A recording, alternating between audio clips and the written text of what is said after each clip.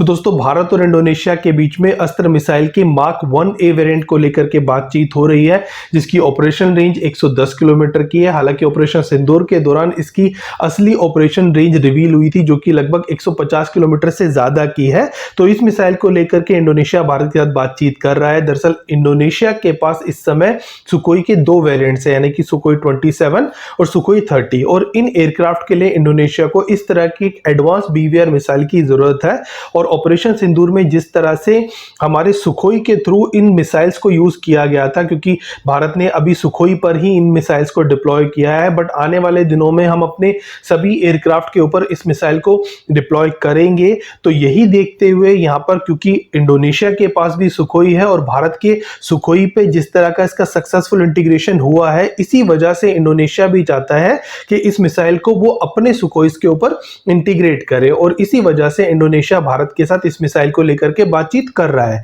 अब इस मिसाइल में एडवांस एक्टिव रेडार सीकर्स हैं, इलेक्ट्रॉनिक काउंटर मेजर्स हैं, और इसकी सुपरसोनिक स्पीड, ये सारी ऐसी एडवांस टेक्नोलॉजीज हैं जिससे ये मिसाइल लैस है। और इसी वजह से अस्त्र को भारत की अब तक की सबसे सफल स्वदेशी एयर टू एयर मिसाइल्स में से एक माना जाता है, और ये ऑपरेशन सिंदूर में यहां पर प्रूव भी हुआ है। अब सवाल उठता है कि इंडोनेशिया इस मिसाइल को अगर अपने बेड़े में शामिल करता है तो उसका सिग्निफिकेंस क्या होने वाला है। दरअसल इंडोनेशिया साउथ ईस्ट एशिया की सबसे बड़ी एक मिलिट्री पावर्स में से एक है, और चाइना और इंडोनेशिया का जिस तरह का इस समय टकराव चल रहा है, वो बहुत ज्यादा इंडोनेशिया को एक परेशान भी करता है। इसी वजह से इंडोनेशिया अपनी मिलिट्री पावर को लगातार बढ़ा रहा है। वहीं दूसरी तरफ इंडोनेशिया दुनिया के सबसे ज्यादा बिजिएस्ट सी लेन्स के आसपास सिचुएटेड है, जैसे कि मलक्का स्ट्रेट, और साउथ चाइना सी में जिस तरह से चाइना के साथ उसके टकराव आए दिन बढ़ रहे हैं, इन वजहों से भी अपनी मैरीटाइम सिक्योरिटी को यहां पर इंश्योर करने के लिए इंडोनेशिया अपनी मिलिट्री पावर को लगातार बढ़ा रहा है।